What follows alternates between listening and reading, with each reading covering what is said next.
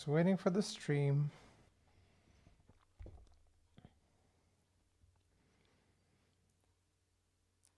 And we're live. Well, we will be live shortly. Just gonna give a few seconds to get us all started. Welcome all. All the 6 viewers who are currently here. Happy to see you. Nice and early. Welcome to Free Writing Advice, which is apparently the name of the podcast right now. I'm happy to have that. Do you like my new overlay? Nice, calm, peaceful, something to not distract you too much. I really thought it was the most liked comment. I was like, why is it so much distraction? I want this on my phone so I can sleep to the gravelly voice of Mr. Roaming Trend talking about writing. Yeah. So yeah, now we're going to be nice and peaceful. We'll be asking and answering questions of motivation. The killer of writers, as I call him. The number one killer of writers right there is motivation. It's nothing else. No, not raccoons, not disease. No, just motivation, just people giving up. And we're going to explore how we can improve that. What are the common causes of lack of motivation?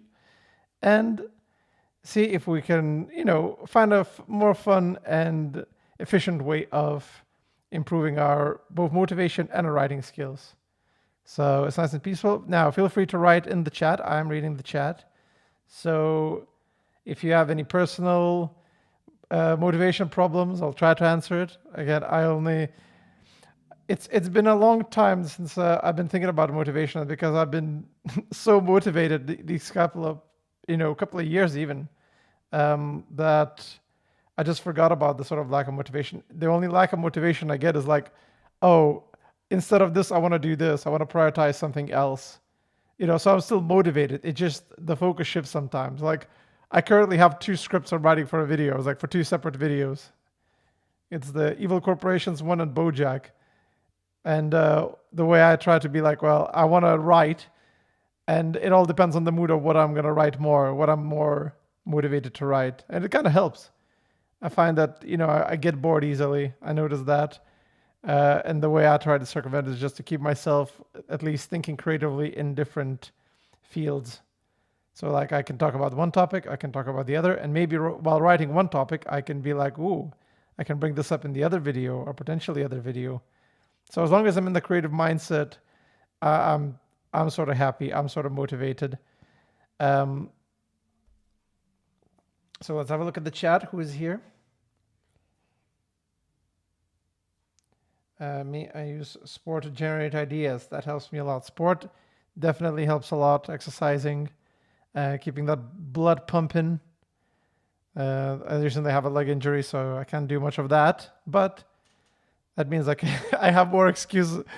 I have an excuse to keep writing more. Hello, everyone in the chat. Whoever is new here. I get burned out too quickly when I write and draw. I hate when that happens. I don't know if I'm depressed or what.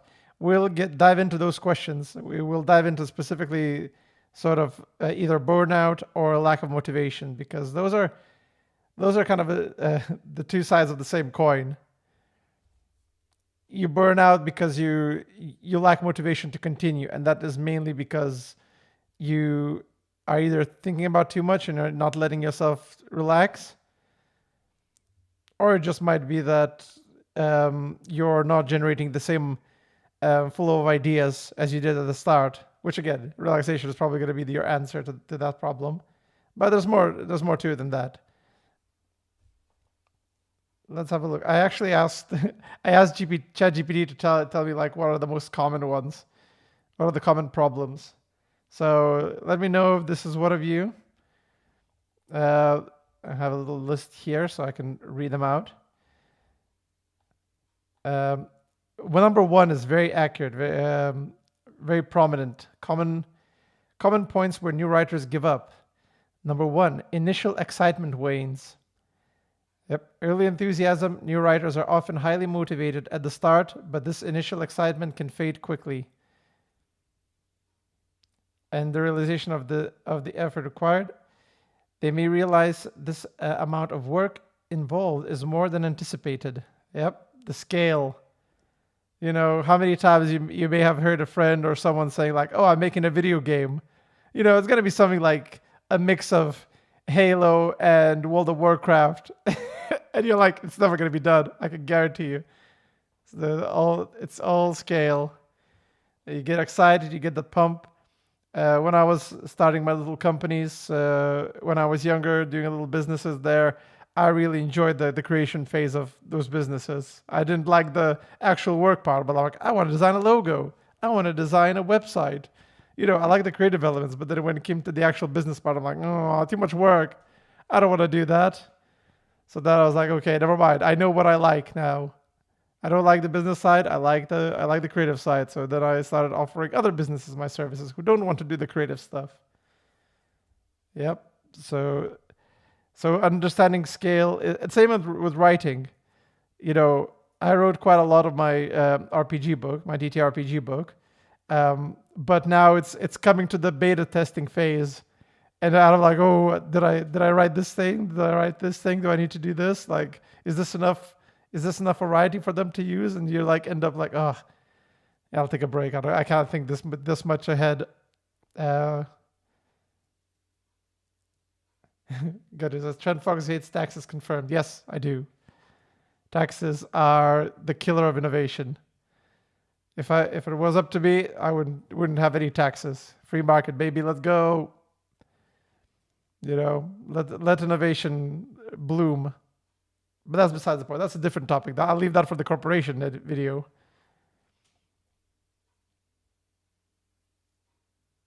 Don't go around announcing your big plans for everyone when you're just starting. Yeah. I have that. My common rule for that is less talky, more righty. That's the number one. The number one rule. Very good. Less talky. Let's talk about it. Just do it, and then come back to me when you have something written down. Let's see what you have. I like talking about it personally, but I'm not saying I'm going to finish all my works. I'm just saying I'm writing them. I'm creating them. But yes, it's one of those things where you think, oh, I'm going to finish this. I'm going to finish this book. And then you're 3 chapters in and you're like, I want to get to the cool parts. And then motivation wanes and you're like, oh God, I still have 10 chapters to go or 12 chapters, depending how big your book is.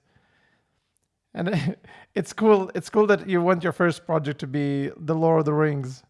It's cool that you want to, you want that to be Game of Thrones, but it's not going to be. Scale it down. Start simple.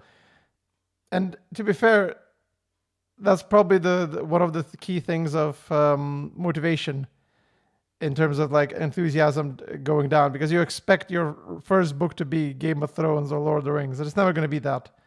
In fact, I would actually suggest you writing just the basic stories. And I've already given that advice before. Just write a chapter and see how that feels. And if you enjoy the art of writing, then you can start evolving it more and more. Let's see. I'll have a look. Early enthusiasm often, yep. No one's first book is going to be great. No one's first story is going to be great. You're just dabbling with it. But it's the same. The Beatles weren't the Beatles when they started. They played at local pubs every night. They were just playing like generic songs, and eventually by doing it a lot, doing the groundwork, then they can start innovating because they already practiced the basics so much that they could start to become like the legendary rock band that they were. So I do the same thing. It's like when I'm editing, I started off editing AMVs, but I did the corporate work as well, and I still do it. And I enjoy it thoroughly because it's still editing. It's still working on something creative. It's not my personal projects, but dang, I learned patience. I learned patience in that. It's just like I have to do this project, and I'm doing it. and people may not like it. You receive criticism, and then you improve it, and then you do more, and then you do more, and then and you're in the back of your mind, you're thinking, one day I'm gonna make something amazing, but you have to do the grunt work first, and it helps a lot. It helps a lot. So keeping that motivation, keeping the expectations low, writing a little bit, keep setting your goals to be fairly achievable, small achievements. Write a chapter, see where it goes. Let's have a look at the second point. If you have any more, if you want any further detail on that topic, we'll come back to it if you want, but I want to see what else we have here. Oh yeah, this is the same thing. First major writing block. Writer's block. Encountering a significant writing block can be discouraging. And they note it as self-doubt. Struggling to find the right words can lead to doubting their abilities. Yep, you've probably all been there. You've probably been there, done that. I certainly have. When I was writing, I was like, is this word the right one? Ooh, let me take out the thesaurus. And they're like, okay. And then you write a dialogue scene and you're like, ooh, is that too much dialogue? That's what I'm currently suffering through in my writing. It's like, am I expositing too much? It's one of those things when you write in the first, like the character's POV, when it's not third person, when it's first person, because you have the ability to, establish what the character is thinking. So you can be fairly direct when it comes to writing in first person. You can have them ponder, you can have them think about the possibilities, and they may not be correct all the time, but the fact is you're exploring the way they think. Now, if they know all of that information, it will feel like, oh, you're expositing too much, but it's a good balance. It depends what your character knows and doesn't know. But I like first-person stories quite a bit. Speaking of writing block, I want to come back to one of my favorite, what would it be? Observations, I suppose, from writers is multiple POVs. If you ever write a story with multiple POVs, your story's gonna die. I can guarantee you, it's gonna be mega dead, especially if you're a new writer and you don't know what you're doing. Because again, in the movie, if you're writing a script, fine, that's okay. You can do cutaways. In a book, it's a lot difficult, both for the reader to follow and for you to write. Because it normally implies to me that the writer doesn't have a good grasp yet on how to connect like separate storylines. Like you don't have to do the movie like cut away to the B plot, cut away to this plot. You can have a characters meet up and then the other character tells you what happened in the B plot. You can have scenes like that, and you can still use this main POV. But yeah, multiple POVs are difficult. I never seen how it's like. I never succeeded doing it, and as far as I can remember, when people who said they're writing in multiple POVs, I never seen them finish their projects. So keep that in mind. Keep that in mind. Anyway, hope my audio is okay. By the way, let me know in the chat.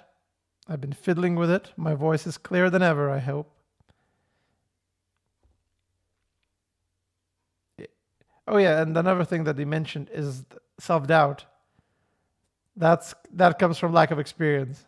Is that, oh man, my story is garbage. You're like, it's like, oh, maybe I'm not good at writing. I'm not good at writing. That's the transition. Questioning whether you're good at writing and then concluding yourself that you're not good at writing. No, you are. Well, no one is at the start. No one is a good writer at the start. But that's what the thoughts come to your head.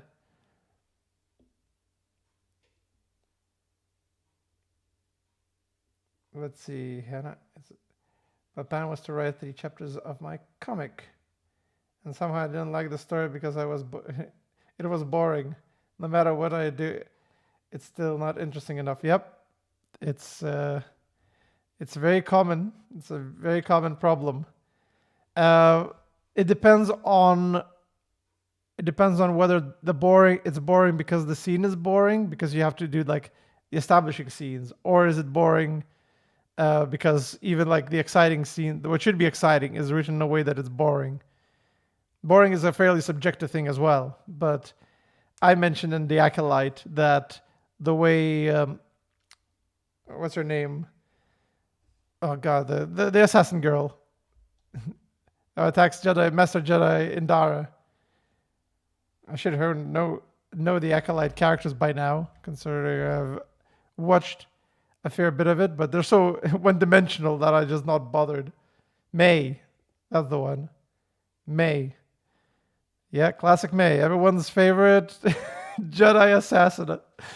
Yeah, May. So when I mentioned the video that it's boring, the way she just parks her vehicle, and just walks into the village and asks for directions and then finds Master Indara, that's, I say, it's boring. You're boring me. Because all the art of writing or the art of any kind of storytelling is that you can find creative ways of making the same thing, like the same plot. You need the character to find another character. And now as a creative, you think, how do I do this in the most engaging way, the most telling way? How does my character search for this person? Oh, they may be very public. Maybe they do chat aloud. Like maybe they're a detective. So they ask some witnesses. They don't need to be secretive. Okay, let's see who they can meet. Oh, maybe they meet like a quirky character, like a quirky old man with a one glass eye, just to have that kind of element of it. And then those little details, you get motivated by that. You're like, oh yeah, Quimbley, the local glass-eyed old man who always like watches the street.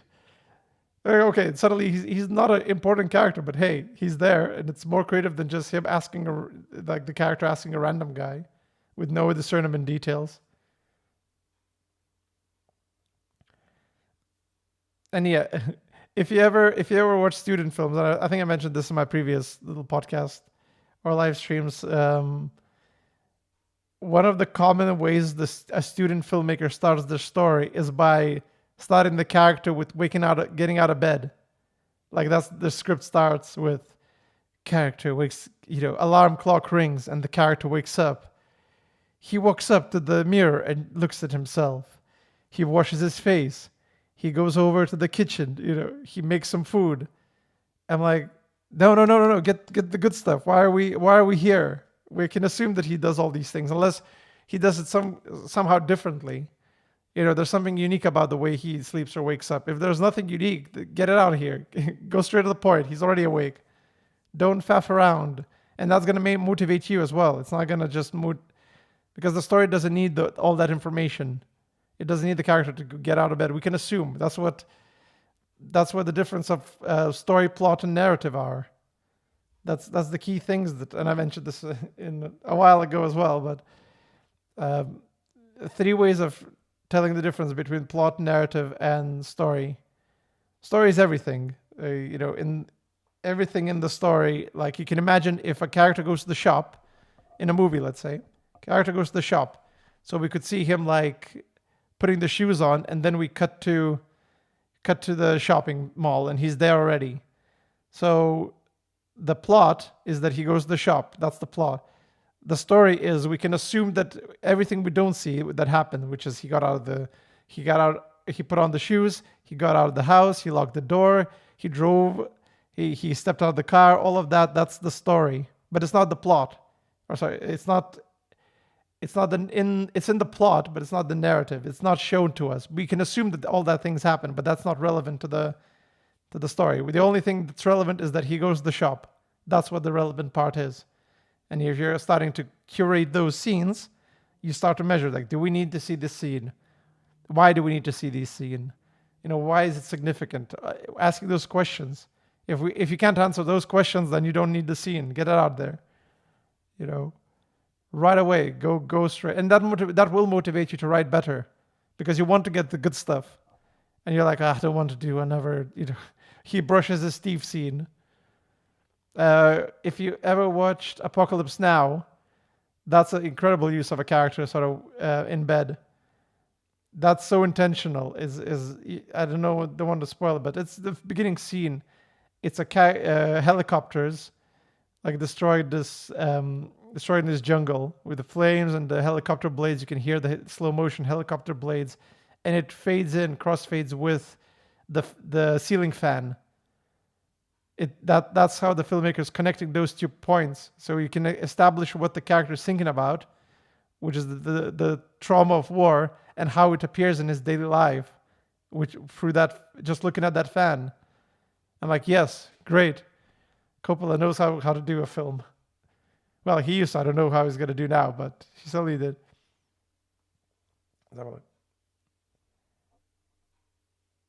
Uh, the advice of letting the reader get a glimpse into the MC's daily life for starting a story usually only applies for something interesting they do.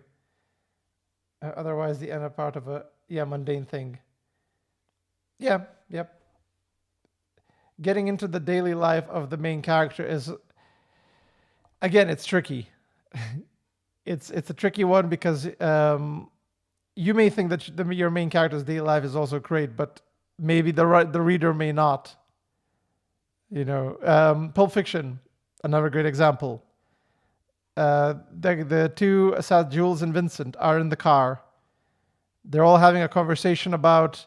They're having a conversation about the guy's trip to Europe, to Amsterdam, and all the differences there. It's a casual conversation, but because it's a fascinating conversation to watch these two assassins, these hired guns, to have a very ordinary conversation while they're driving, and that establishes that the way they see violence is the way they're so used to. They're about to go, end the lives of many other wannabe gangsters, and they're just talking about burgers. And again, it connects to the story as well. So you get that seed, you give them the characters, and it also continues throughout the story of these two guys debating all the time. It starts off with the European trip talk, and then it goes into talk about how they perceive relationships or intimacy, how they perceive religion. And because we already established that with the beginning scenes, okay, and it all makes sense now. We warmed the audience up to the serial stuff. We understand their dynamic. We understand their positions. It's an efficient use of character development. It would not be the same if we saw Jules like waking up in the morning, putting on the suit, looking in the mirror, saying, "Looking good, Jules," or whatever he says. It's sort of okay. No, we need Vincent. We need that dynamic, and that's what Tarantino focused on. Nice and simple. Nice and simple. And one of the things you learn, how you lose motivation, is because you want to get at the good stuff, but because you started off with this whole daily life element of it, every single detail you want to write down, you get bored yourself. You're like, ugh, I still have so much to write. What about the dramatic moments? I'm like, okay, well, I need to write to those. And that's where like, okay, you're doing something wrong. You need to plan things differently. One of the advice I sometimes give, but I do it myself, but I'm not sure whether other people will find it useful, is write the exciting parts separately. Every time you feel bored, just do the exciting part. If you have your story structured out, and you're like, I'm just going to write the dramatics part of it, because that helps. Why that helps me a lot is the fact that I'm already writing the exciting part, and I can now think about that exciting part and how I can foreshadow it early on in the story, so I know what's going to happen. And a lot of writers will do the same. They know what's going to happen in the story. They know where it's going to go. But if you write that chapter or that section off to get yourself both motivated to reach that section and also gives you inspiration for the earlier parts, it's a useful thing for me. But again, I can't vouch for anyone else using this technique. It works for me. I really like it. It's the same. It's something I learned from video editing. I love editing the cool parts, and then I leave gaps. It's a non-linear editing style, and I think a lot of editors do that. Yeah, probably why I like writing the climax to end my stories most. Yeah, endings are really, really good to start. I've seen this advice which says try it from the end. You write the ending first, and then you work your way up. But it should all be exciting. That's how you know you're gonna write a good book. If every part is exciting, then you're doing something right. And normally I kind of see the motivation thing as indicator about your creation. Normally your own brain is like saying like, no, this is something not right here. This ain't it. Go, go back to the first square one. See where you did wrong, reflect, and if you keep going, you might do it. But anyway, let's see the third point. Ooh, this is a common one. The feedback phase. Negative criticism. Receiving harsh feedback from peers, editors, or beta readers can be demoralizing. Rejection from publishers or literary agents can be a major setback. Yep. Pride in your work. Too much pride of that. It's one of those sins that I mentioned in my video.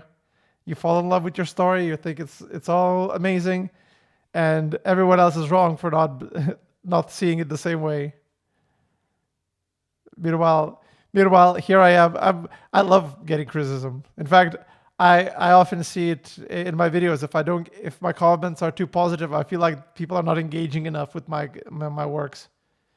I want them to be like, I don't think so. I can disagree with this. I want to disagree with this. I'm like, great. That means you're listening to my argument. You're thinking about it, and you're coming back with your own conclusion. Great, excellent. Of course, it sucks when people go like, I disagree with your opinion. Here's my incorrect opinion on it, or incorrect view, interpretation of this. Hasman Hotel has a few of those. It's where people go, oh, the reason why you don't like this Whimsy Pop hell is because it's not the Bible hell. That's why you don't like it. I'm like, that's not the problem. Okay, you weren't listening. Never mind. Restart the video. Press refresh.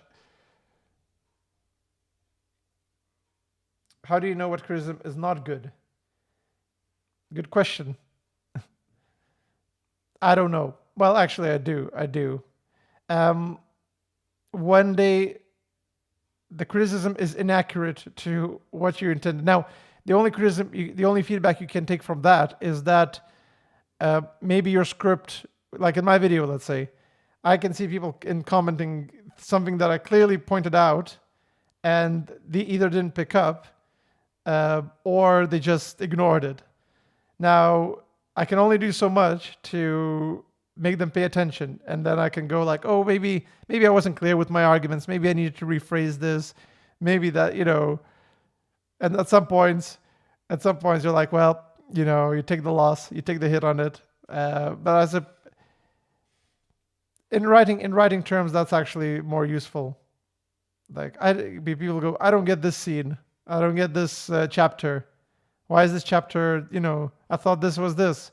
And then if you're going to be tempted to explain it.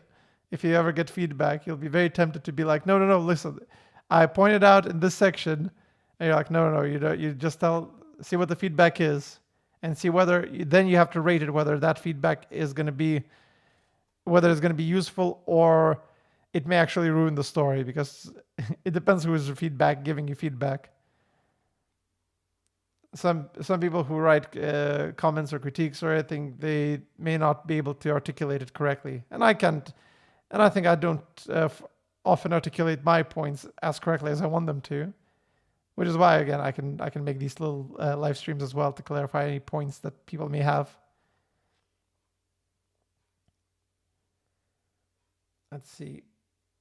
Fair and bad, change my mind. Fair and good. There we go. Oh, yeah.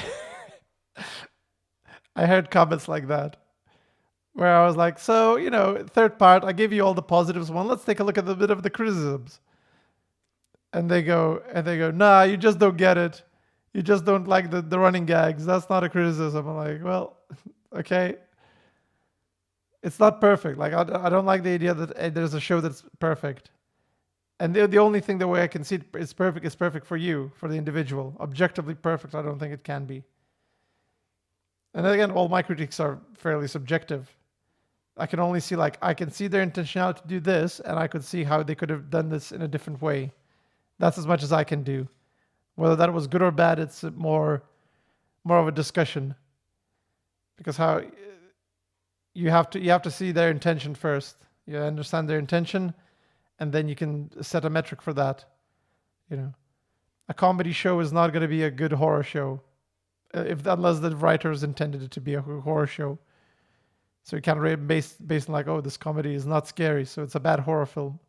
It's not even trying to be. Sorry, I went on a tangent there. Lord of the Rings is perfect. It's not. But let's see what the comments from Reeg is. So what do you think of having a character that's mostly exists for the development of another character, but the audience likes that character and could be angry at you for not focusing on them? If your character is mostly exists to develop another character, I never see... Interesting philosophy. I don't think I ever wrote a character that is there just to enhance the other character. Interesting. Because for me, both characters are important. They serve a purpose. And if they're more endearing, well, that might be something you can do in the creative phase if that's more exciting. Or you find out why that character is more exciting than the other character, and then try to apply that kind of information onto the main character. You can interpret that feedback. It's the same way game designers do. They often go like, oh, the controls are not intuitive enough. And then the designers have to interpret that comment and find a solution. It's like, what's not intuitive about it? They might have a follow-up question on that. What's not intuitive? And they're like, oh, the speed. Okay, why? Oh, it's too fast. Well, then you can interpret it different ways. Are the characters moving too fast, or are the controls too slow? It's two different solutions for the same problem.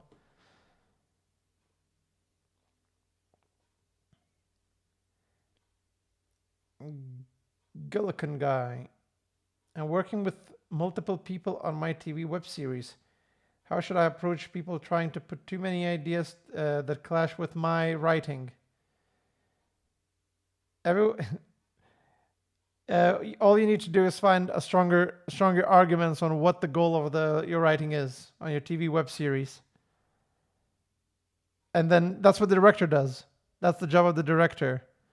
He is the one who determines what direction, no pun intended, what direction the show is gonna or movie is gonna go. And it's job for him to communicate to the cinematographer. It's the way to communicate to the other writers. It's to communicate to this.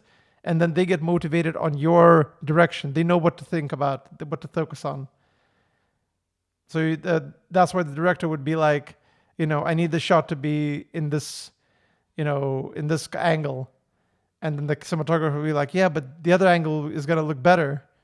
I want to do this angle. And then as a director would be like, no, you need to do this angle because of this intention that I want to have. This is to establish an intimate scene.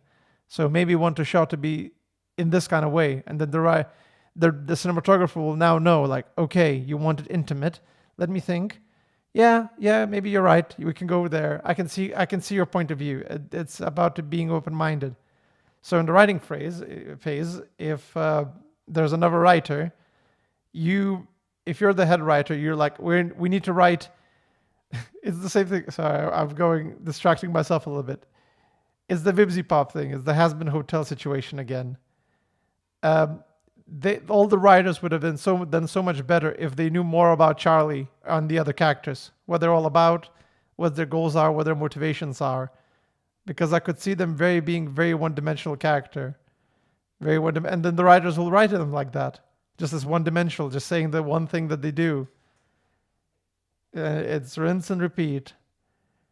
So that means that they haven't focused enough on developing the characters. Because if they develop the character, all the 10 writers know what the goal of Charlie Morningstar is, they can do it. They'll be motivated to write in that direction.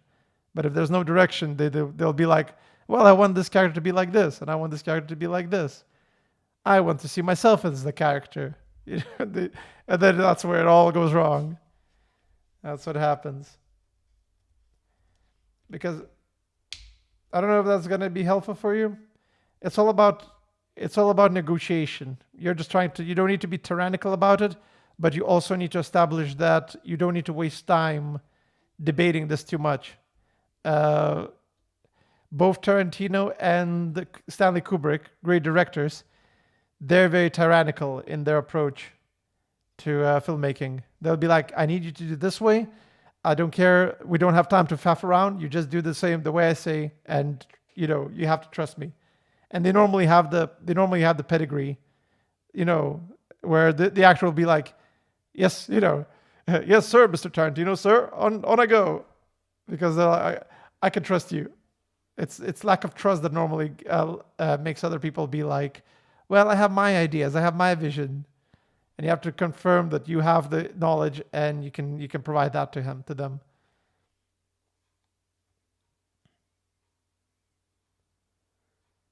It feels like Husband Hotel was written mainly for the intention of having a fandom rather than telling a story. Yeah, possibly. Alistair's a premier example. They that's it's no surprise why I use the blender, idea blender, because it's literally that. They just had a bunch of ideas and they just blended it. I thought it was the pilot set up Alistair to be exactly, it's a replacement father. That's where I could see it going. That's where I would be like, if I was in the writing rooms, that's where I would put him. He is a sort of corrupt version of, when a child doesn't have a good parental, like a parental role model or a good father figure in their lives, they're gonna look for alternatives, and that's why you either have like, the bad boy boyfriend. You could have all kinds of. They could go to a cult. They could go because the need for the Charlie would be she needs to be acknowledged by some sort of authority figure, some sort of father figure, and Alistair could have been just that. He's just sort of he could exploit that weakness, and it was pretty clear that in the pilot. I don't know why they forgot about that. Alistair was ready to exploit that. He could see Charlie's weakness, and that's why Charlie needs to sort of grow up and deal with those weaknesses before Alistair takes over. He's your villain from within. Charlie wants Alistair's acknowledgement, and she's willing to follow his lead. That's what I think that was what the pilot was setting it up to be, and Vaggie was like the whatchamacallit, the consciousness, the Pinocchio. Wow, what's the Jiminy Cricket? That's his name. She was I don't think we should do this, Charlie. Who knows what trouble Alistair's gonna get us into this time? And then that's your consciousness talking. The voice of reason. And then obviously you have you have all the other characters. The Husk and be another voice of reason. You could have so many options for all of these characters to play around with those ideas.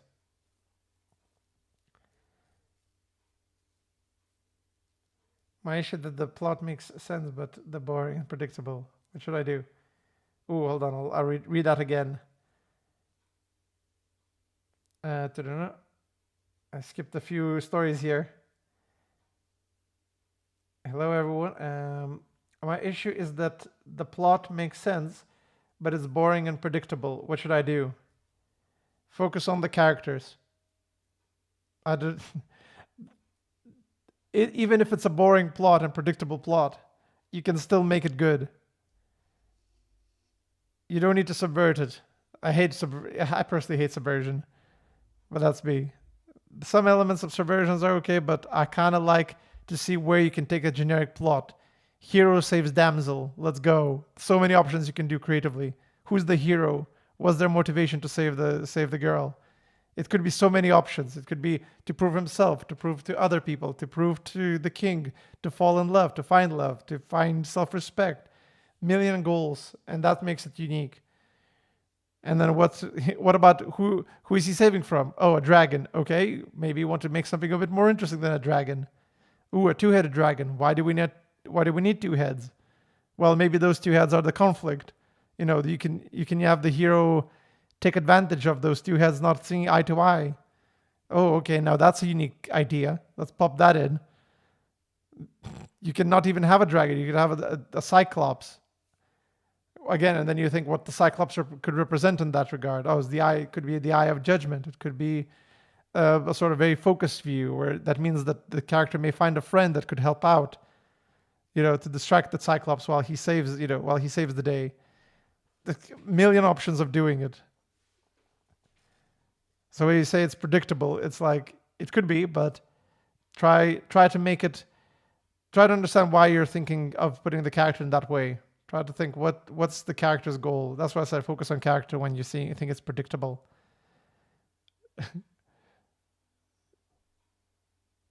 I think Jurassic Park is a good example as well. You know that something's gonna go wrong in Jurassic Park.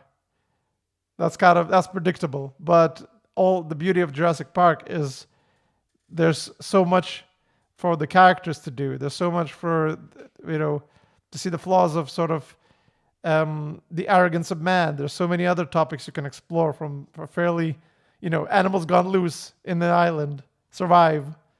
There's a lot more going on there.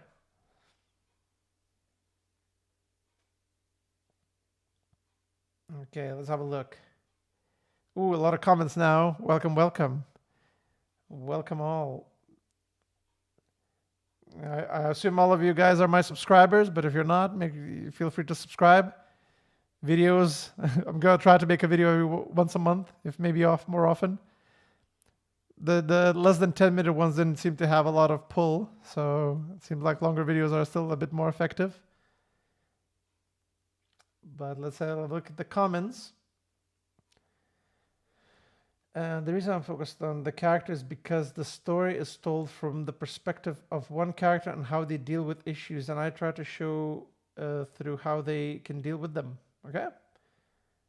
I'm focusing on one character. Yep, I do that as well in my writing. In my current story that I'm writing, it's all the observations of a character. Character observes the world, and the way he interacts is very minimal, but his actions are misinterpreted often by other people. It gives you a different impression of what he thinks about it and what his actions show. And it's all kinds of things. That's why, like as I said, first person I really enjoy because it can give you alternative views. It gives the main character's view and then the outside character's view on the main character. Very, very easy. I say easy to write. It's a very straightforward way of writing. Gives you just plenty of options to give information in a fairly compelling way as well. You don't need to worry about expositions because the characters, you can see their mind. You can read their mind essentially as a reader. Let's have a look. When writing, what would count as plagiarism? Like, there are hundreds of isekais and other stuff like that. So, are all these people plagiarizing, or is it something else going on? It's a genre. Welcome to genre writing. That's all I can say. It's like how many cowboy stories? Okay, we need the quiet hero who comes into town that's been taken over by the bandits, and he has to save the town. Millions of stories, but you can do many ideas. You can maybe do different things with that. And again, you already have an audience. That's the nice thing about writing genre. If you write science fiction, you can expect your science fiction audience to be interested already because they already like those types of things. What I don't like about isekais is when the characters themselves know the meta. That's where I really get annoyed. It's like, oh, I guess I got isekai'd, so I should be able to unlock my superpowers now, right? Oh, there they are. Here's my superpowers. They're speedrunning it. But again, it's a product of the time. The creators of these isekai anime already know that the audience knows all this gimmick, so they don't want to do the whole, what? I'm in the fantasy world? What happened? Skip that part. Let's go to the good stuff. He gets the superpower. Let's see what happens next. So it's again, they're taking the risk of like sacrificing a bit of those moments of confusion for let's just go for it. Let's just go into it.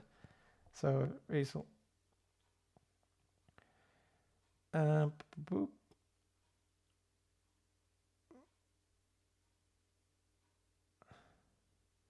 Honestly, I feel like I share a problem with Asman Hotel with one of my main work in progress works. when it comes to convolution, mostly because I can't really pin down the central theme. Ooh, you can watch the Farron video. Talk a lot about that, about concepts. That's how I pin them down. It's like character does this, in order to improve themselves. Great, I pinned it down, and then everything else he does is focus on that. Luffy wants to be king of the pirates. That's his goal. And then now, what can we do creatively? Is he going to write a novel? No, I don't think so. So we don't need to do that scene. So we avoid the convolution of him writing a novel because he wants to achieve the goal of being a pirate. Simple as that. A guy goes on adventure to write a novel. That's where you need to start writing the novel scenes. So you just minimize the thing that the character would do, because that's, if he's focused on one thing, he's not going to get distracted by other things. And that's where convolution comes. There's too many things. You want your character to do too many things. And then you miss your theme. You forgot what Freyren wants to learn about humans. So we're going to put her in situations where she gets the opportunity to learn about humans. Even though those situations may differ, the goal is still there. She needs to learn about humans. Let's go. Writing begins. Now you as a writer have to think of ways of introducing those ideas of like learning about humans. What can she learn about humans? Oh, the greed. Humans are greedy or something like that. That's a simple idea. It probably won't be that crazy, but the extent of greed. And then you could find a character who's, through his greed, unleash the beast. And now they have to deal with the beast.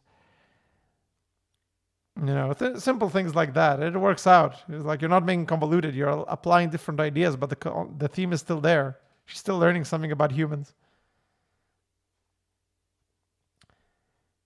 Let's see. What else do we have? And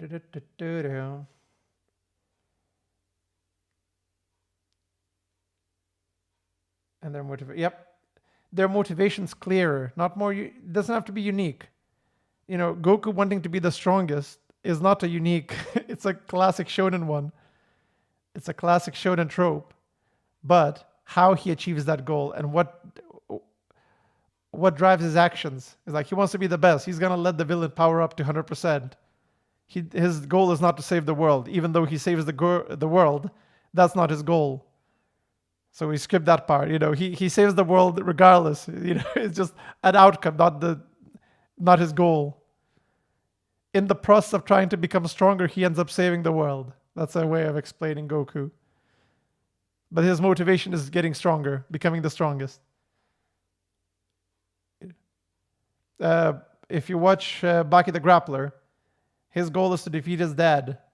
That's his goal. He fights a bunch of other people, but his goal is always going to be focused on the dad. And through battling these other characters, he gets stronger and to defeat his dad. And then what I like about, especially if you watch later the ending of Baki, I think that works out pretty well. It's Yujiro, the dad, is coming to. He wants the son to fight him and defeat him, because he's so strong that no one can. It's a nice little balance. They both want the same thing. They both want the same goal. And it translates into a father-son relationship.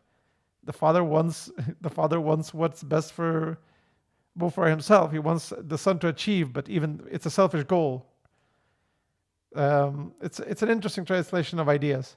Even though I have a few problems with that, I feel like the writer sort of forgot for a moment midway through the Baki the Grappler story. Kind of forgot a little bit of why Yujiro and Baki existed. And then they came back in the end, so that's fine. Let's have a look. But yes, more motivations, more focused. What is the one thing your character wants to do? Let's see. Any other comments? Let's see. It's supposed to be redemption. Ooh, redemption is always a fun one. It's always a fun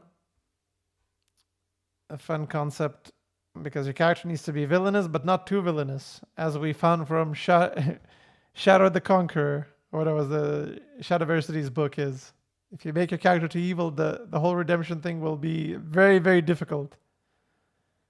Close to impossible. But that's a topic for another day, I think. is it good to set up the characters' personalities in a pilot, even if there is no action till later? Yes, that's my answer. The personality, anything the character does is revealing something about them. You don't need to set up you don't need to set up anything unique about it. How do they? It's the concept. I think I mentioned this before. Is in the Dungeons and Dragons world, you have a bunch of variety of characters, and you have a locked door. How does your character go for a locked door? Simple writing exercise. It's a rogue. Oh, he picks the lock. He's a barbarian. He smashes through the door. Oh, he's a wizard. Maybe he teleports or uses a spell of unlocking. Oh, he's this. Okay, that's your primitive one. That's your class-based kind of character development. Now let's think about it character-wise. Maybe the character is seductive. Maybe they can charm the guard to unlocking the door. Maybe they're sneaky. They could pickpocket the key and unlock the door. They don't have to pick the lock. And all of those are revealing something about the character. And now, if you want to dive in deeper than that, why does your thief know how to pick pockets or pick locks, and why is he a thief at all? What led him to become a thief? Oh, maybe he got tricked, and now he's learning the craft of tricking people. Maybe he got, he lived on the streets where that kind of culture was allowed. And that will create the character. It's like your character's a thief now. He wasn't born a thief. He clearly became one. Now let's think about how he became one. And what does that being raised as a thief made to his personality? And then you'll be like, oh, okay, his personality is pretty clear now.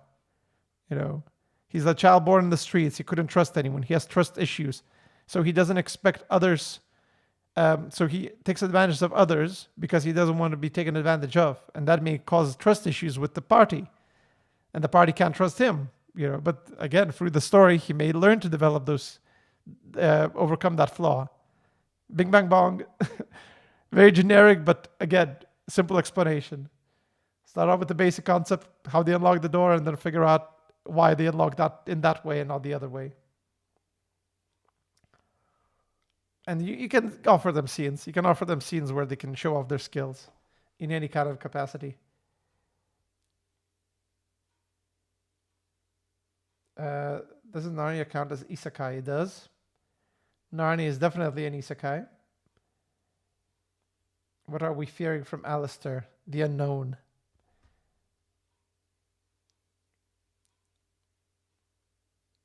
When writing a story, is it always better for the writer to have a background in one of the arts or STEM fields so that they can showcase it in their writing? Or can a simple writer simply succeed? It doesn't hurt to know a lot.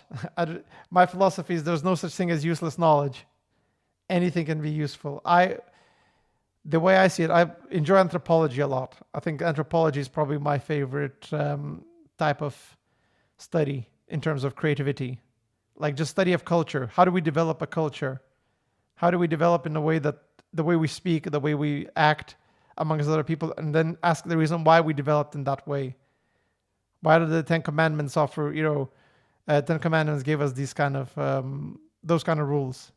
And then you think, oh, it's because of some, some old men decided that that's the rules. I'm like, no, there's more to it than that. Let's look at the deeper of the rules and how can they help people live, because that's what the rules were made for. And they stayed in our culture for so long because they're so effective. Those rules are so effective into a successful life. You don't need to change it. You have to think about more and realize why they're useful.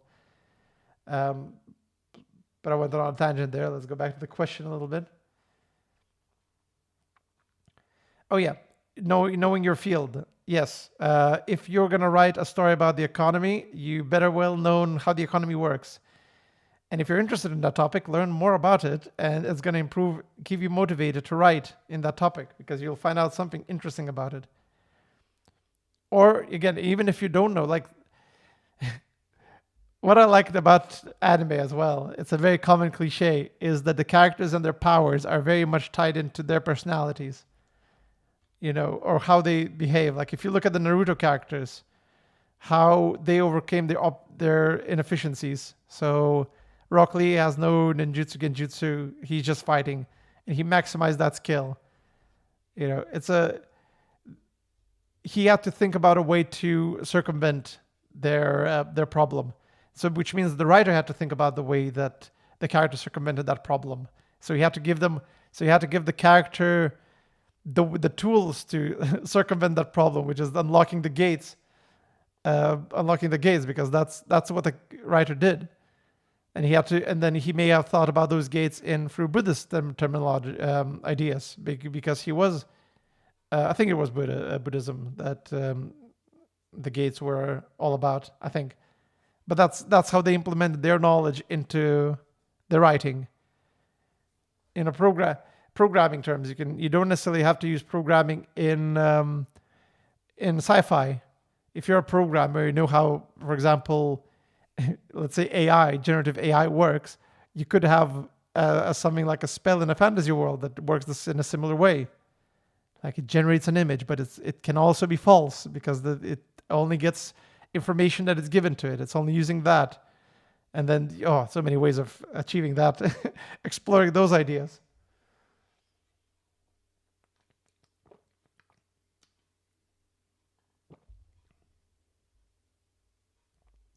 But I need to answer the question before I leave. What is the question? What is the question? We'll find out. Let's have a look. What do we have here? So when it comes to visual storytelling, what's the best way to make a character feel lonely when they're surrounded by friends and family? Watch Naruto. There's a reason why he sits on those swings, and then watch how that scene gets recontextualized later in the movie, or later in the show. How more friends started to come up to him, as opposed to looking at him from a distance, visually implying that his friends are growing. And I think there was a scene in Naruto as well where Sasuke's learning about like his place in the village, and how Naruto, who was basically mocked and was an idiot, managed to gain so many friends through his adventure. Meanwhile, Sasuke had to basically lost all his friends and ended up being alone. It's that transition. You see the juxtaposition between the two, and they represented that through a mid shot, like just Naruto in the center and then Sasuke in the center. And you have that little comparison between how many friends Naruto has and how many friends Sasuke has. If you wanted to visual storytelling as well, they did something similar in Frieren, where if you focus on the characters, a close-up of the character standing there, and you don't see any other characters' faces, that also can create a sense of isolation. It's one of the techniques of you doing it. So like, you angle the shot in such a way where you can see maybe up to the neck or maybe the mouths of other people, but you don't see the eyes, you don't see the full face. So the character feels isolated. He doesn't know these people. He feels isolated from them. But there's many ways, many techniques of doing the visual storytelling for loneliness, even if you're among your friends.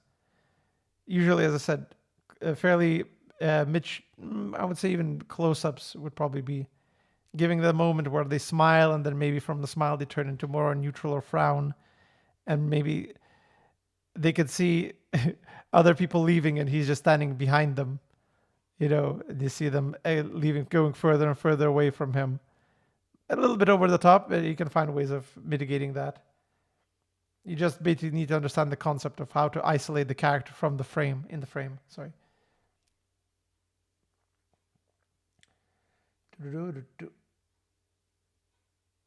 Let's see. How do I describe different aspects of an atmospheric scene without being too descriptive? How do I describe different aspects of an atmospheric scene? For some reason, I'm thinking Lovecraft, H.P. Lovecraft. The way he sets up atmosphere. The thing that always blew my mind, and I know I keep saying this every time I'm in free writing advice, I always say this. the way he describes unimaginable shapes is one of the lines in his books. I believe that's exactly how it said. Unthinkable shapes, something like that. And I'm like, if you think about for a moment an unthinkable shape, a shape that does not exist. Okay, it's a squiggly. No, no, no. A squiggly is still circles and squares and stuff like that. You have to think of. It's like thinking of a shape that doesn't exist. All the shape you can think of can only exist in a certain. It can only exist in the shapes you've seen. An unimaginable shape is very hard to visually think about. It's like, okay, maybe if I make like a random, as I said, random squiggly, and you can still find the geometric shapes of circles and waves. A wave is just circles. The negative space of a circle. You just put two circles, and the gap in between them is so the shape is still there of the circle. And you're like, what about if I just make like a jittery? Well, those are triangles. Those are, and you're like, no. What is an unimaginable shape? It puts you in such a frame of mind that everything that you read further on, you have to sort of, you feel just as confused as the characters who see the Cthulhian creatures, the Lovecraftian creatures, right?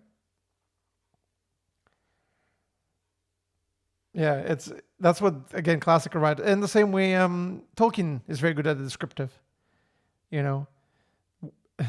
Filled with wondrous merriment. Okay, it's not descriptive. It doesn't give you a description. What is wondrous merriment? It's happiness, but it's the way that it's presented that's the more important thing. So yeah, it's find the right word to describe it. It doesn't necessarily have to describe what they're observing. It's describing the feeling of that's novel writing. Yeah, it's the feeling. She looked down with disdain. That's a simple one. There's a better one. The disdain can be heard in her voice. Okay, she says the line, but you now gave it the line a meaning. She didn't say like, oh, she says okay, but I could feel the disdain in her voice as you said that, or like, okay, now I know the feeling that the character is feeling while he's hearing that. Yeah. So now you have to think of where to put those words in, and sometimes it's even details that you don't think you need to describe are the ones. His thumbs twiddled as he looked up at the sky. Okay, why is that pointed out? Well, it may represent anxiety. They're anxious, so I didn't have to write that they're anxious. I just used a single thing as a visual representation of that, or a descriptive representation of that. Hope that helps. So you set up the atmosphere. Yeah, that's how you set up the atmospheres.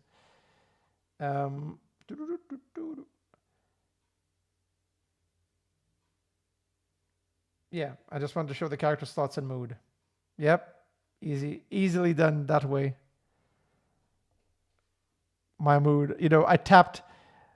You could, if you're describing in first person, you could say, I tapped my finger against the table.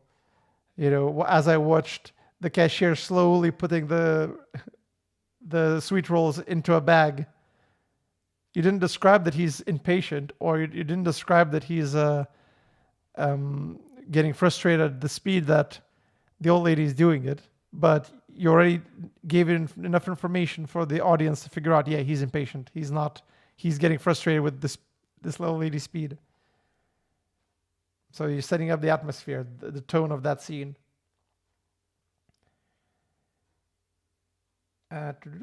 Let's see, what else do we have here? Lucas. I'm writing a story in which will be used some of mine conlangs. There will be some scene in which those will be used and the main character will... Oh, you might need to rephrase that, Lucas.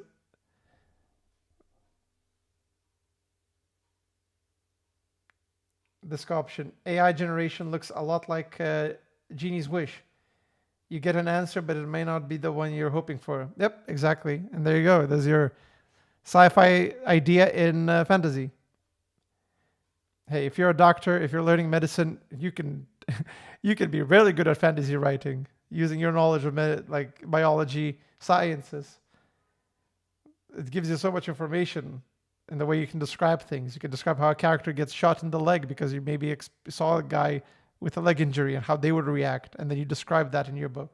So again, no useless knowledge.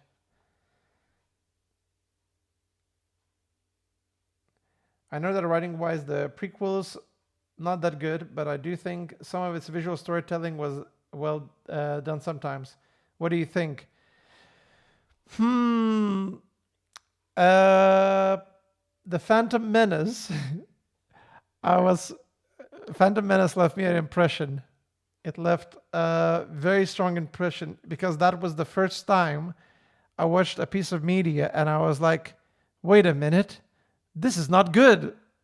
Because when I was a kid, I was like, wow, lightsabers fighting, we. And then I clearly reached that age when I was watching the Phantom. I was like, wait a minute, I'm not sure this is good. I couldn't figure out what wasn't good yet. But the fact is, I already started feeling those feelings. I'm like, yeah, so there's something's not right here. But when it comes to visual storytelling, there's a lot of iconic scenes there, certainly. Um, the battle, Mauler, I call Mauler, Darth Maul and Anakin and Qui-Gon Jinn. I think that's their names. Yeah, there is a reason of that. Those walls, those laser walls. Now I know they separate the characters, which is true. They separate the characters, and the Ben can't help Qui-Gon.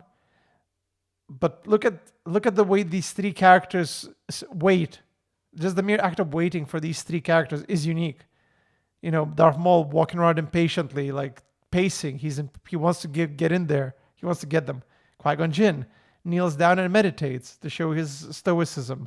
You can see the inexperience of Obi-Wan Kenobi, who's like watching, just observing with a sort of shocked look, like frightened view. He's not ready yet. Three different characters all doing the same thing, and you can instantly tell which one is which or what they're all about.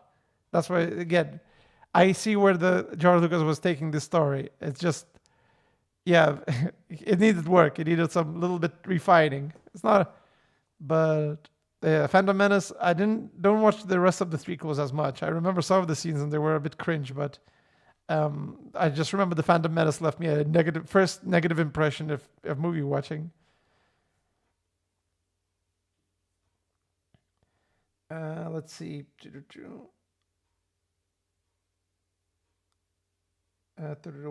Any other comments? I'm just trying to read through them all.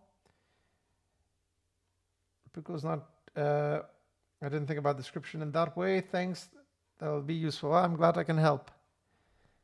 Okay, I think we've gone through if there's nothing more, all the comments. I'm still watching the chat. I'm just going to get back to the topic, which is creative motivation. Oh, how do you return to an old writing project? You started from the top. It's all, I say it every time. My story has been the same elements what I enjoyed about my stories when I was 15, I just remade them. And I keep remaking them. I was into Warrior Cats when I was a teen. And one of my first stories that I was writing, and I didn't finish it. The first stories I was writing was like about mutant cats after they escaped the laboratory. And the way they get superpowers, but the way they get superpowers is based on the way they die, essentially. So like if you fall a cliff, you may grow wings, so you don't die again the same way. If you fall into a river, you gain water powers. You get reborn. You sort of ascend into a different level. And there was a lot of interesting concepts there where in danger, those scouts started basically putting the young cats into dangerous positions just so they can get reborn, like ascend faster. And you get the radical villains who want to sort of basically take away the naturality of that. They're just like, yeah, we have this power. We could just force it on other people, And then we see the downsides of that. And we're like, wow, these are interesting concepts. And then later on, there's concepts of your body moving against your will, because the idea of those mutations was that the characters, um, their bodies were defending, basically defending the host. Like those bodies moved on their own. They dodged, they weaved, they did all of that to escape. So when a character wants to make a heroic sacrifices, it's not letting him. The body's like, I'm not. No, they're gonna. I'm protecting you first. And then you see the consequences of that, like, oh, their loved one dies. I'm like, ooh, interesting again, another interesting concept. Write that down. And you can see in my further, as I grow older, I still enjoy the concepts and I just apply them in a different setting. I still use them all the time. And these kind of ideas work perfectly in sci-fi settings.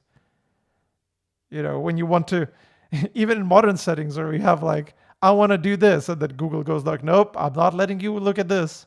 I'm protecting you. And you're like, no, but I wanna do this. And like, no, you're not in charge. We're in charge. And it's the same concept. It's just recontextualized in that world. And I'm like, ooh, fun. But yeah, it all started with the Warrior Cats parody. Well, not parody, ripoff. But those ideas that I enjoyed are still there. I'm still keeping them because I thought about them so much. Is that I can just put them in anywhere, in any story. And there's a lot more than that. So.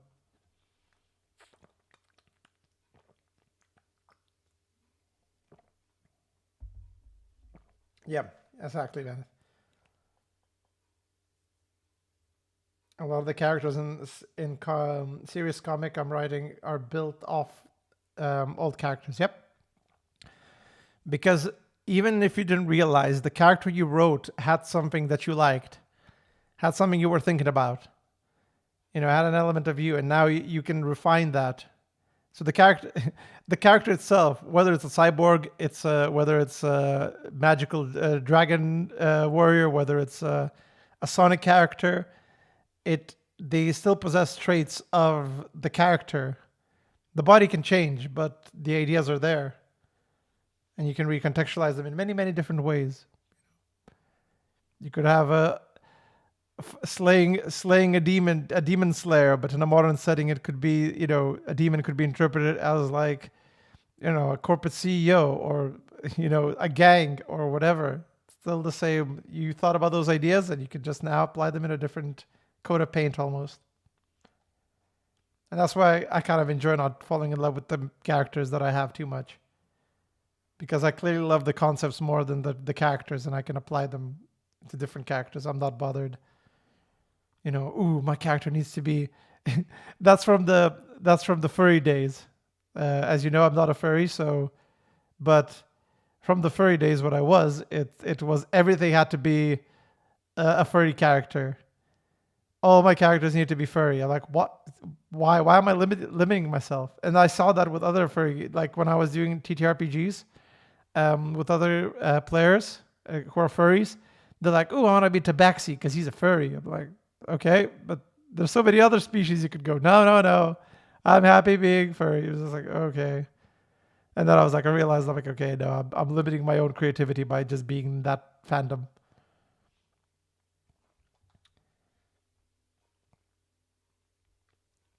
Let's have a look. Vivzy Pop. Yeah.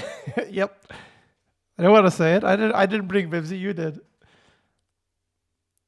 I have no ill will towards her.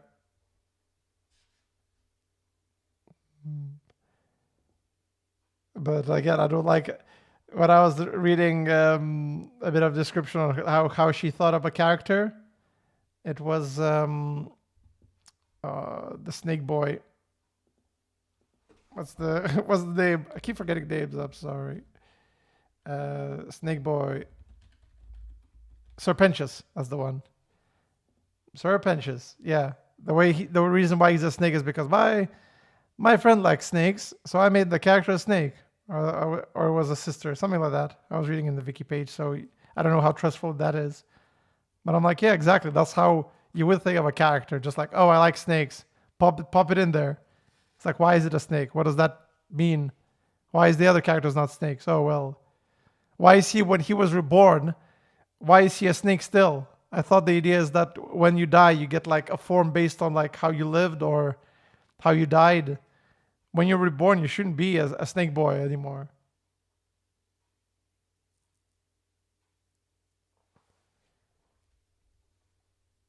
What the hell is a contagonist? I'm learning some new terms here.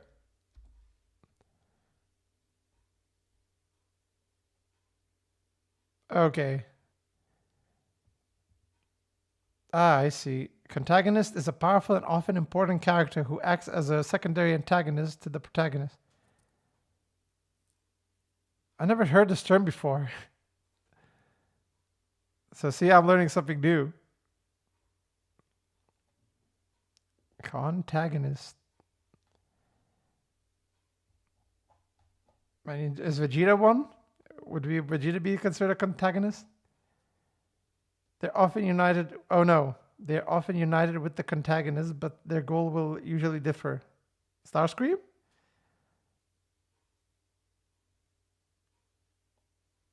If Luke Skywalker had gone toe to toe with the Emperor in the first film, they wouldn't. The contagonist allows the story to present a less challenging threat to the protagonist, one that often grows and evolves with the conflict. Okay, I see. There we go. You taught something new, Hannah. I know the character trope. I just didn't know there was a name for it.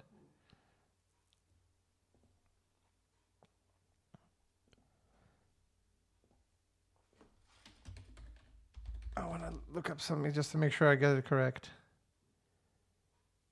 Sever. I'm just looking the examples for a contagonist. Darth Vader. Yeah, so the mini bosses, the Goros, the Starscream, I suppose in that case as well.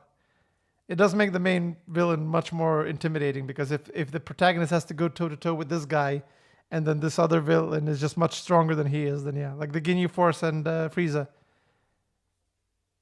They're like, oh god, how is he gonna take care of this guy? Do you do?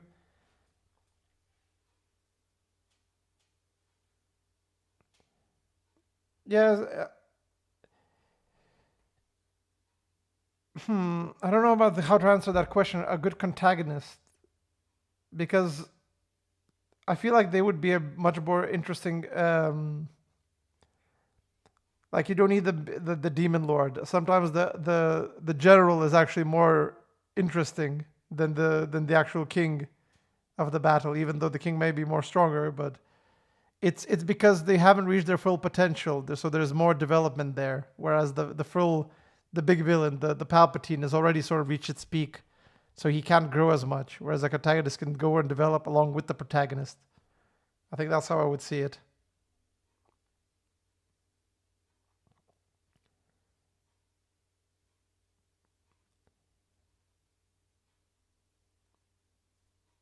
Okay, I see, Lucas. There, on the topic of furries, in my story, there will be a furry-like characters. They were once human but turned into hybrids because of a synthetic virus. My question to that would be, why are they turning into furries? Why not zombies? Why not mutants? Why not other, because it's a virus. We know what viruses do to to characters. They don't turn you into a perfect anthro.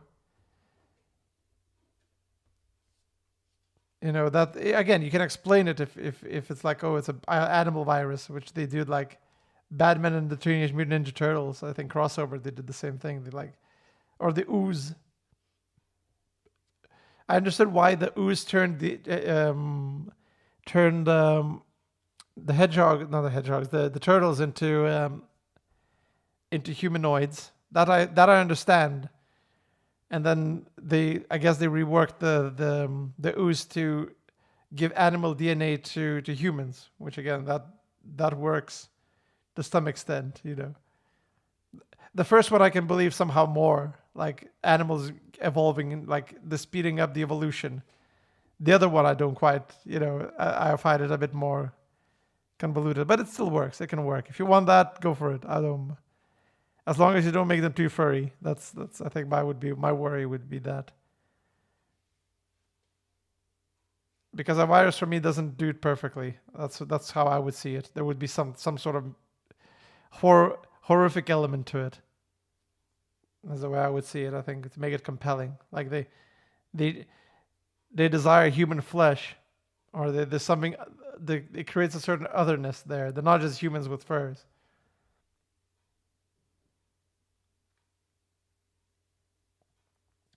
When it comes to writing a long series, how do you avoid getting bored of it? Uh, oh, you reminded me of the late Akira Toriyama, the master of that. He is. He never gets bored because he always tells different stories with the same characters. But Oda, the One Piece writer, is it Oda, or am I thinking of the singer?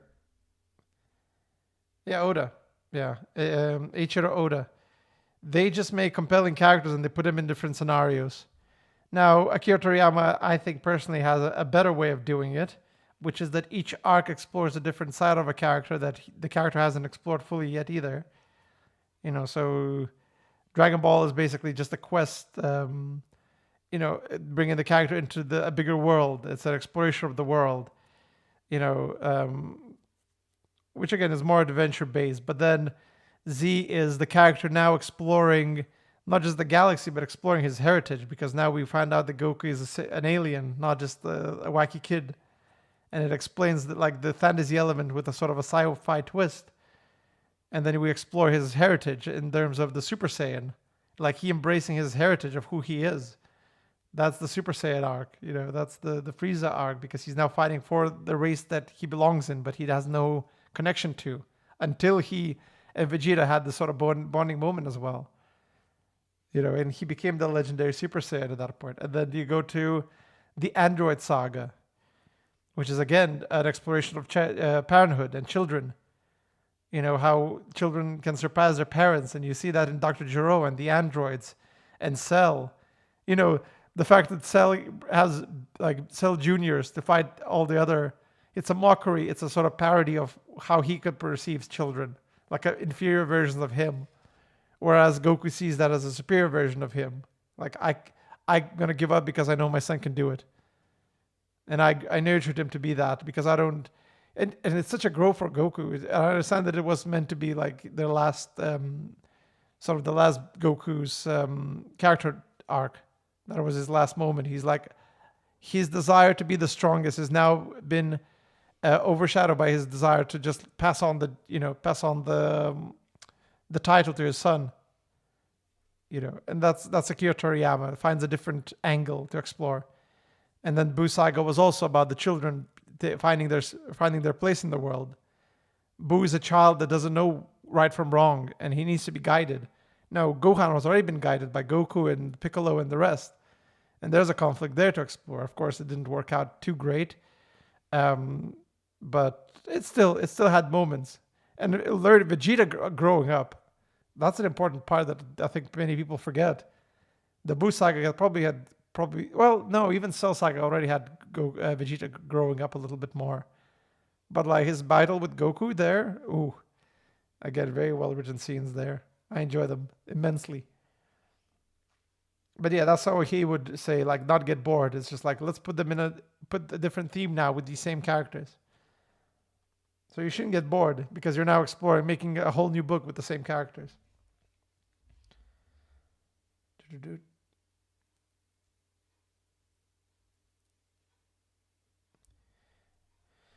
Let's see. Their existence is related to the main character's trauma of surviving the pandemic of the mutant virus.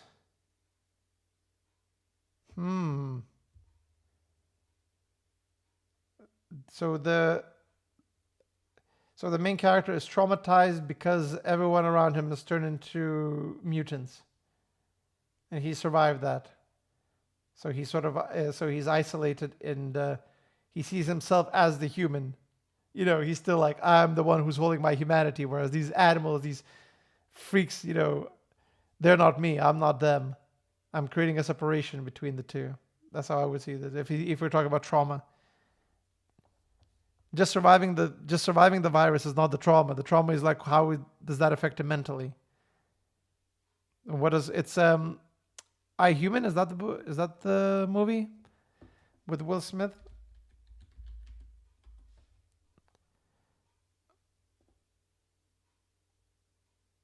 No, it's not that.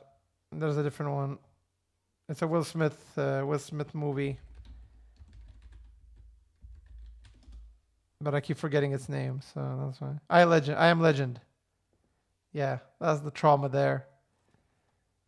That's your surviving an apocalypse, and he's all alone and he's isolated, and the only friend he has is a dog, and then he has to circumvent all the mutants there.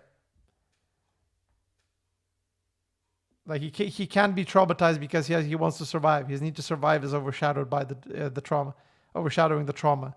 So he has to like the trauma is still there, but he still has to act. He can't just be sitting there traumatized. I Robot.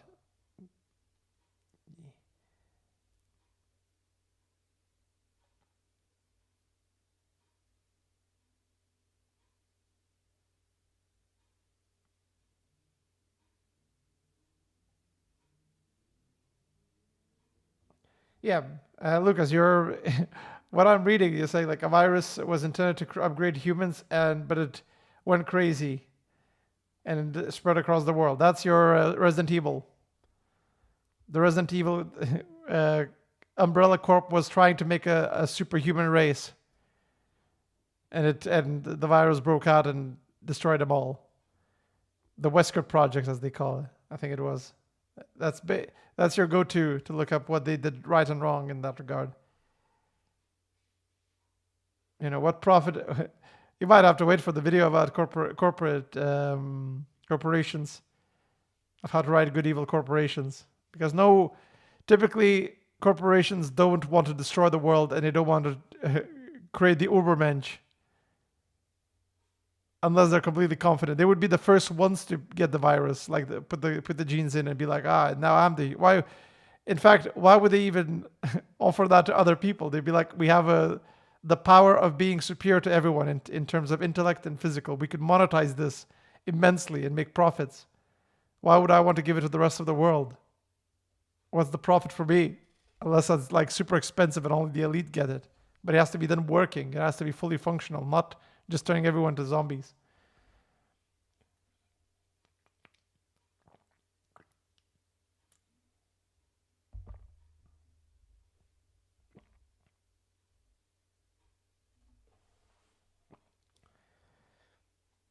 Let's see now. Let's go back to the again. I like the reading the comments. Let's go back a little bit on the topic. We've done for those who are just joining in. We're looking at the common points where new writers give up, and we did the initial excitement wins, first major writing block, feedback phase. Oh, now we're looking at mid-project fatigue, and we already established those ideas of mid-project fatigue, where you're losing interest in the current project often because the initial spark has faded. Or they're realizing that the story isn't working as planned or getting stuck in plot holes. I've been there. When you're midway into the story and you went in one direction, you have to think about the thing you wrote before, and you're like, ooh, I didn't set that up, I didn't set that up, I didn't set that set up. And that's where people give up. And that's where there's a lot of unfinished projects, a lot of unfinished projects in the graveyard. Halfway done, they couldn't write the conclusion. And in that regard, as I said, I minimize the tasks. Don't worry about the plot holes. Get the first draft in, write it down any way you can, even if it's like missing scenes and stuff like that. Just write it to the end. Force it if you have to, and then you can come back to it. Because it's what you're learning is not necessarily having good writing. It's learning the skills to complete the work that I prefer to train up. It's like, I'm going to finish this. I'm going to write this front to end, regardless of the quality. I just need to get it done. I need to get it done. That's more important than doing it good. And then you're like, okay, I finished. Now I achieved it, and now I can start looking back at it. Because if you drop it halfway through, you're like, oh man, I want to jump on the next project. and then you do the same thing again, and you don't have any of the projects under your belt as like completed. And that's where it all goes wrong, because you'll never get the motivation to finish unless you finish a project. Which is why, go back to the classics of start small. I'll write a little novella, a 5-chapter book, a short story, a few paragraphs, just a chapter. Write the chapter, see if you can finish that. Okay, you can finish that. Write 2 chapters now. See what else you can write. Write an anthology if you need to. Just a bunch of small stories. Again, Tolkien didn't start with Lord of the Rings. At least I don't think he did. If he did, it was very impressive. Okay. Any other comments? I'll very quickly jump back.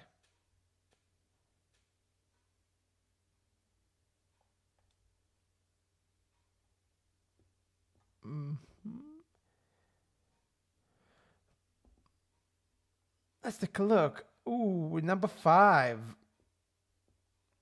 This is a more common one, but it's probably the least stressful one, at least for me. Balancing writing with life responsibilities, time management. Finding it difficult to balance writing with other life responsibilities such as work, family, and social obligations. I know that with my YouTube videos.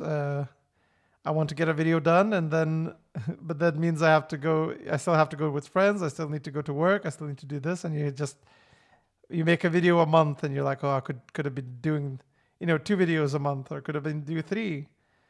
So that's why I make these podcasts a little bit, because it gives me a little bit of content to do. It lets me talk a lot that I probably won't be able to invest time into, like making a full video, unless I find some good ideas that I want to share. But, it just works out. It's probably some topics that I'm not going to make a video about, but it's just enough topics for me to talk about and share them. So at least I get something shared. Feeling exhausted from trying to juggle too many things at once. Yep. Cut them down, or do them and then only jump into the writing part. Just do all the initial tasks. Start out with the easiest ones to do so they don't bother you. Get the little ones out. Pay your internet bill. Do this. Do all the little tasks, and then you can jump in. Because those little tasks are going to pile on, and then you're going to feel overwhelmed by them. But that's just general good life advice. Okay, so those are the 5 common points where writers give up. Let's have a look at the main causes of giving up, because they're also fascinating. As you can expect, lack of confidence, self-doubt, constantly questioning their talents and potential, perfectionism, setting unrealistic high standards and feeling disappointed when they can't meet them. We already talked about this topic at the beginning. My suggestion was start small, make a small story. See if something's achievable. Don't write Lord of the Rings from the beginning. Don't like a massive world building anthology story or whatever. Just guy goes to the shop. See if you can write that. And how can you make it exciting and interesting? You don't need to publish it. You just need to get the practice in. And then you build up the confidence that way. It's the same with investing. A lot of people start up with paper trading, just investing with fake money until they can figure out what they do, so they don't get the emotional side of losing money all the time. But then they get also upset because they're like, oh, I could have made so much money. And then when the real money kicks in, then it's a new learning experience. But that's also for another video. Let's go to cause of giving up. Isolation, lack of support, not having a supportive community or mentor to provide encouragement and advice. Well, that's why you're here, boys and girls. Free Writing Advice is here to give you support and provide encouragement and advice. That's what we're here for, so make sure to subscribe if you want to get more of that. As you can see, it's the second cause of giving up, and you don't want that. So there you go. I'm just doing I'm just serving the community. Number 3, unrealistic expectations. Quick success, expecting immediate success and not realizing that writing and publishing often require patience and persistence. That's the same with everything. I want to be, whatever, a director, a film director. Then you're like, ooh, this is like starting a business. There's a lot more to it. You're not going to be Spielbergo anytime soon, but as long as you get things going, you just need to work your way up. That's why you have those heroes of you and you follow what they do and you try to do something similar.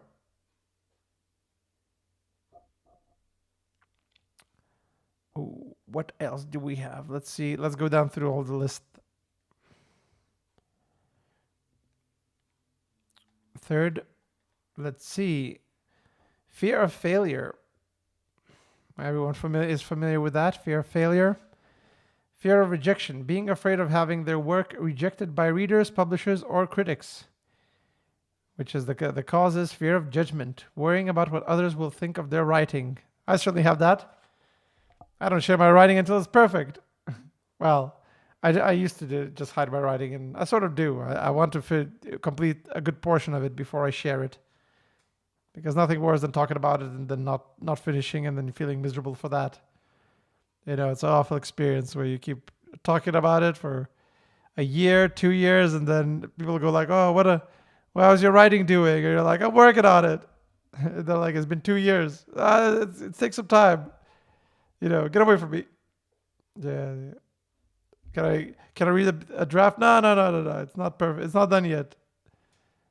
Sometimes you just show a few paragraphs, see what people think, and then you get used to getting rejections, getting negative criticisms, and you're like, well, you can either win or learn, and you're choosing to learn.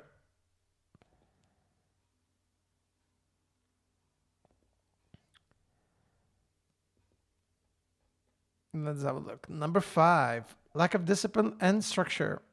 Procrastination, struggling to find the discipline to write regularly. Inability to effectively manage their time and prioritize writing. Yep. If you're actually committed to finishing the work, you want to give yourself, let's say, a chapter a week is a good one. I think that's fairly doable. If you want to do the professional writers, they sometimes write chapter a day. So they just keep on writing, unless you're J.R.R. Martin. Then you don't need to write at all. You already wrote enough. You can chill.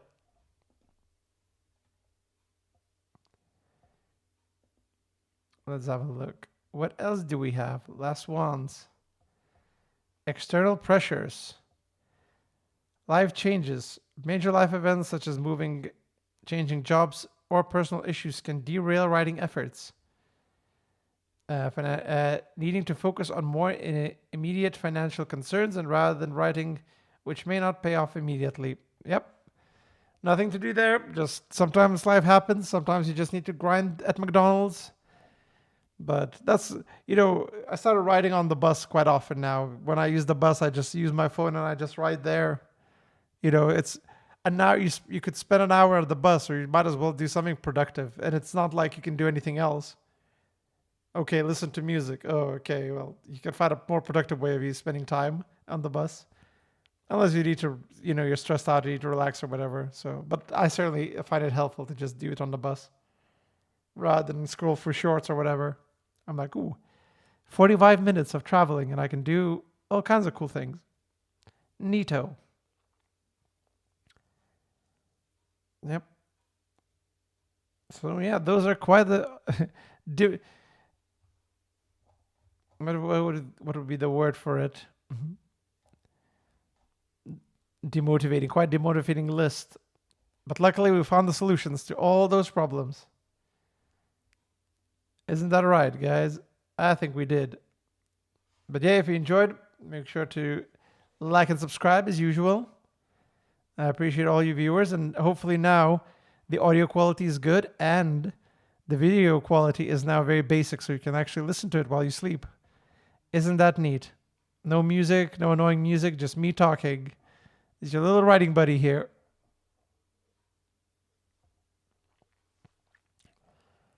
Yeah. But I think it's my time to go to bed now. Or at least log off for the time being. Make sure there's a Discord invite link as well. So feel free to join the Discord. I'm often there chatting, discussing movies, discussing media, playing Gartic Phone and all kinds of cool stuff. So if you want to hang out more there, I'm around. But I think for the time being, I'm going to log off. Thank you all for watching, for spending time this lonely Friday evening. I will see you